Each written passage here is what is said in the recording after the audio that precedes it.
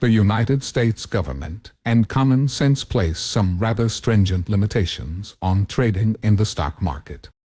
Arguably, they may have gone a bit overboard, but the government-imposed limitations are meant to protect retail investors from themselves. As an aside, the term used in the text of most laws is unsophisticated traders, but I prefer the term retail investors for the same reason I don't refer to politicians as retards. People use various terms to define their style of trading. In the most basic sense, most of these terms refer to the holding period of a transaction. Here is a quick breakdown of the most common terms. Scalp, seconds to a few minutes. Day trade, few minutes to a few hours, within the same day. Swing trade, 1 to 5 days. Investing, 1 week to several weeks or months. Institutional investing, months or years. Most trading restrictions are driven by settlement periods and margin. The primary objective is to guard against default, with a secondary consideration of protecting investors from overextending their accounts. The United States Securities and Exchange Commission, SEC, is responsible for enforcing federal securities laws and oversight and regulation of the securities industry. Back in the 1800s and early 1900s, a buyer representative would literally walk onto the floor of the New York Stock Exchange, NYSE, and hand a market maker a piece of paper. Market makers, MM, maintained an inventory of securities available for sale and purchase. The market maker would match buyers' requests with sellers. Due to logistics in that era, each market makers could only maintain a handful of stocks. The nature of the beast also meant buyers and sellers needed as much as 10 days to settle up, i.e., buyer pay for and owner transfer ownership of the stock. This was and is called the settlement period. Today, orders, pairings, payment, and ownership transfer are facilitated by market makers via electronic communication networks, ECN. The first of which was Instinet, founded in 1969. In 1995, the SEC reduced the settlement period for stocks to 3 days. ECN made reduction in settlement time possible, but the motivation was to reduce risk of default. Settlement periods are noted as T plus hash of days. For example, stocks are T plus 3, i.e., transaction date plus 3 days. Options are T plus 1, meaning the next day. T plus 0 means it must be settled the same day the transaction takes place. Settlement periods in the untied states are stock T plus 3, options T plus 1, certificates of deposit T plus 0, commercial paper T plus 0, forex T plus 2. Side note, like exchanges, ECN are identified by 3 to 4 letter designators on level Roman II. Level Roman II is a list of orders currently have open for a given stock. A margin account is a brokerage account that can make use of margin. You have to request margin from your broker. Margin is a line of credit provided by your broker. These loans are backed by the securities in your account. Your broker may require you to deposit additional funds or securities to repay any outstanding balance. This is what's known as a margin call. You will generally be given 3 to 5 days to meet a margin call. Your broker may also elect to sell off securities in your account to cover any outstanding margin balance. They generally will, but are not obligated to, inform you before liquidating securities. But that only happens if you used margin for some large trades and they're going very, very badly. A cash account is a brokerage account that does not have margin. With a cash account you can trade until you run out of funds available in the account. Your funds available is impacted by settlement periods. So, if you have $2,000 in your account, and you buy and sell $500 of a stock, that $500 will be unavailable for 3 days. This is due to the 3-day T+3 settlement period for stock. Now if you have $2,000 and you trade $2,000 in options, your full $2,000 will be available tomorrow, because options have a 1-day T+1 settlement period. Minus fees, of course, and fees add up quick, but that's a subject for a different chapter all to itself. Cash accounts are not permitted to execute any type of trade that could result in losses that exceed the original investment. For example, if you go long, i.e., by looking for the stock price to go up on $500 worth of a stock, the most you can lose is $500. However, if you go short, i.e., by looking for the price to drop on a stock and that stock's price shoots up, you could lose more than the $500 you originally invested. Subsequently, you cannot short stock using a cash account with a U.S.-based broker. Since one cannot lose more than they have on deposit, laws designed to protect investors from themselves are not applicable. For example, if you have $10,000 in a cash account, you could buy and sell $1,000 of stock in Exxon 10 times in the same day. Then wait 3 days for settlement, and do it again. So, pattern day trader designation, which I'll explain later, does not apply to a cash account. Settlement periods are not contingent on the type of account. Even if the stock was purchased using a cash account, the seller still has 3 days to complete their end of the bargain. Well, actually, the market maker does the settling, but it looks the same to us retail investors. Now, because everything to do with stock trading has hidden compartments, I have to mention free riding. The Cliff Notes version of free riding is failing to pay for a security before you sell the security. A provision of the Federal Reserve Board's Regulation T specifically prohibits free riding. Most brokers have automated safeguards in place to prevent this. However, some, let's call them offshore brokers, will let you trade on unsettled funds, even in a cash account. Some even tout that as a selling point for new traders. If you free ride by mistake, your broker is required to place a 90-day freeze on the account. If you do it on purpose, like Scott Cooper Smith did, you could join him in the federal penitentiary. Just to be clear, if you are a U.S. citizen, the law applies to you. It does not matter where the broker is physically located. Because a margin account has a line of credit attached, and you're allowed to execute trades that could result in losses exceeding what's in your account, a boatload of laws and regulations apply. Because margin is a form of credit, it falls under the authority of the United States Federal Reserve. Many margin requirements for brokers are contained within Regulation T. You should discuss Regulation T with your broker representative. You have to request a margin account from your broker. However, once you have it, there's nothing special you have to do to access this financing. You may incur interest charges from your broker under certain circumstances, but you needn't take any special action to utilize the funds. If you have $10,000 in your account, your broker may make $20,000 available for trading. You can therefore execute trades as though you have $20,000 in your account. Most brokers will not charge interest for the settlement period for a stock. In other words, with a margin account, funds become available for you to trade with the day after you execute a closing transaction. I recommend against using margin for anything other than enabling you to continue trading without having to wait for settlement. If you have $5,000 cash in your account and buy $7,000 in stock, you risk losing more than you started with. However, if you have $5,000 cash in your account and you buy and sell $5,000 in stock, you can buy another $5,000 in stock that same day.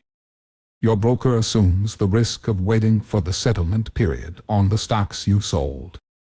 Of course, your broker is not going to let you withdraw your $5,000 until the settlement period has expired, but you can continue trading.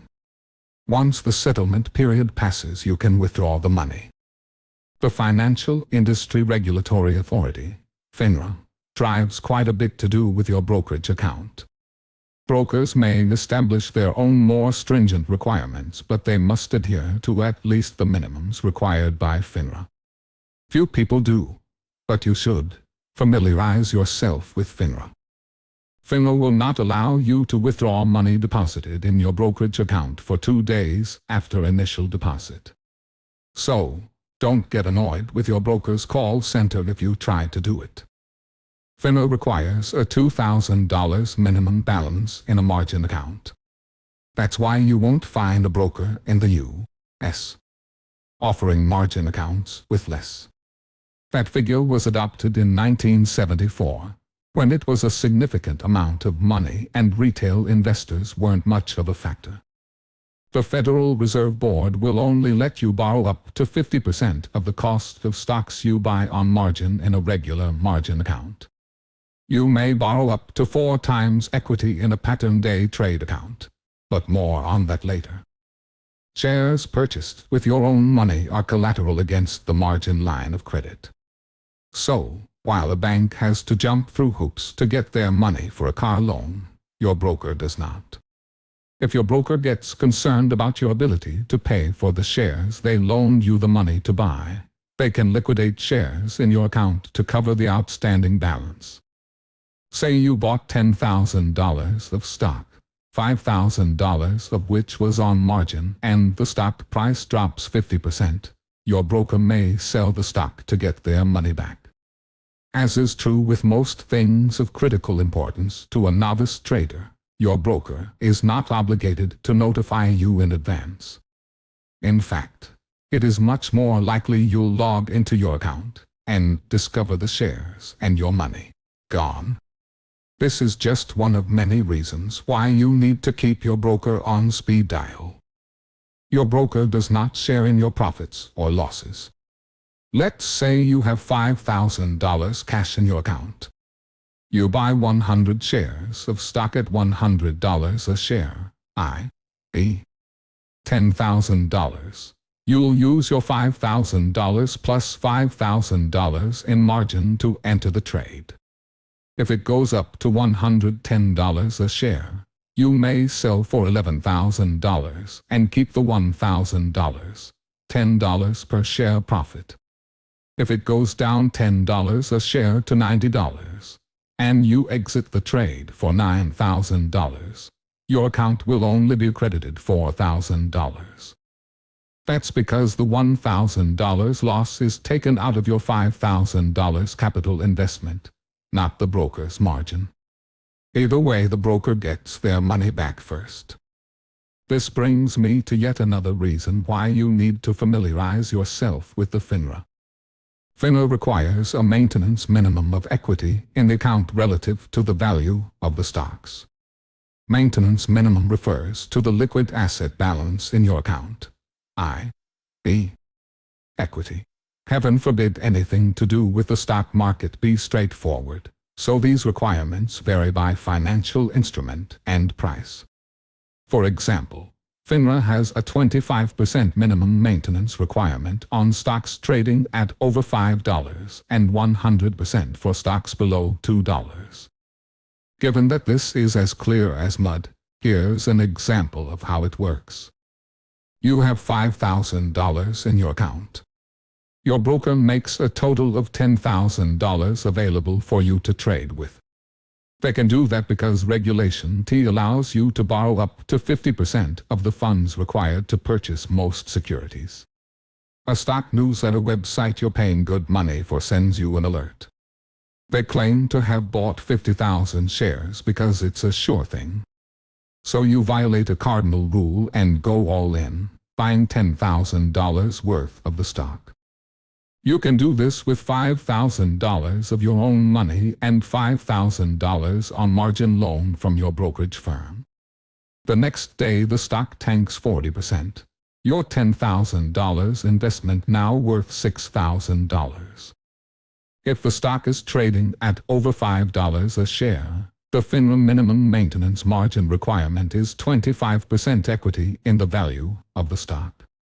25% of the $6,000 value of the stock is $1,500, which means you must maintain at least $1,500 equity in your account.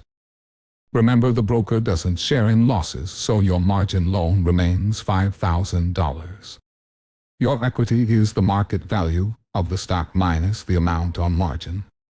In this case, $6,000 market value minus $5,000 margin loan, making your equity $1,000. That is $500 less than the $1,500 minimum maintenance margin requirement. Subsequently, you would receive a margin call from your broker for $500. In response to which you must either deposit $500 more into your account or sell enough securities to cover the margin call. This is the point at which you think, so I'll sell $500 worth of that stock to cover the call. But wait. This is the stock market, and the margin call seems like a pretty big deal. Surely it's not that easy. To which I respond, how very perceptive of you, young grasshopper.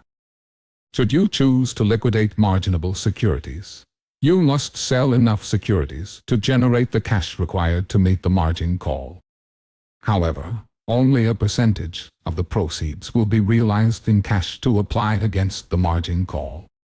For example, if you sell a stock that has a 25% margin requirement, you would have to sell 4 times the amount of the call in order to meet it. Obviously, the securities that got you into this predicament are marginable, or you wouldn't have been able to buy them on margin. To keep the math simple, let's say the stock in our example has a 50% margin requirement. You would have to sell the entire remaining $6,000 to cover the $500 margin call. Reason being that you would net $1,000 out of the sale, and only 50% of that would be a credit toward meeting the margin call. Just to add to the thrill, in the real world, this would give you an account balance of $1,000, which is below the $2,000 minimum balance required for a margin account. Which means your broker would suspend your margin privileges. Now for that which saps most new traders after the first week, i.e., pattern day trader. In February of 2001, following the infamous tech bubble market crash of 2000, the SEC amended the National Association of Securities Dealers, Inc. NASD, rules pertaining to margin requirements for day traders. A person's account must be flagged as a pattern day trader if they execute 4 or more round trips in any rolling 5 consecutive business day period. A round trip is when one buys and sells the same security during the same trading day. Here again, your broker is not obligated to notify you in advance, or even if your account is flagged as a pattern day trading account. Once an account is flagged as a pattern day trading account, you must maintain a minimum equity balance of $25,000. Pattern day trading applies to margin trading accounts only, not cash accounts. If such an account drops below $25,000, your broker must make a margin call and suspend the account's margin privileges until the margin call is met. That is, the account reverts to a cash-only account, with all the corresponding limitations. An account must go 90 days without any day trading activity to have this restriction lifted. There is, however, a potential loophole to keep you from getting flagged. If the number of day trade round trips is less than or equal to 6% of the total number of trades during that 5 business day period, the account will not be designated pattern day trader. To clarify, you can execute 3-day trade round trips if you have executed 50 trades during that same 5-day period. If you execute 4 round trips, you would have to execute 63 other trades to avoid becoming a pattern day trader. Pattern day trading only applies to the account the activity occurred in. You can have accounts that are not pattern day trading accounts, along with a pattern day trading account. Technically, a broker may flag your account as pattern day trader if they have sufficient reason to believe you are going USIF for that type of trading. When establishing and maintaining equity in the account, cross guarantees are prohibited. A pattern day trader is not permitted to use cross guarantees between accounts to meet day trading margin calls or to meet minimum equity requirements. Each pattern day trading account must meet all margin requirements, using only the funds available in the account. Unlike a standard margin account which normally has 2 times the buying power, pattern day trading accounts are allowed to borrow up to 4 times a pattern day trader's maintenance margin excess. For example, if you have $50,000 in equity, you can buy up to $200,000 worth of securities. One must be somewhat careful when holding securities overnight in a pattern day trading account. You could become subject to a Fed margin call if the equity in your pattern day trading account falls below $25,000 while holding securities overnight or longer. This concludes our presentation. We hope you found it useful and/or entertaining. Have a wonderful day.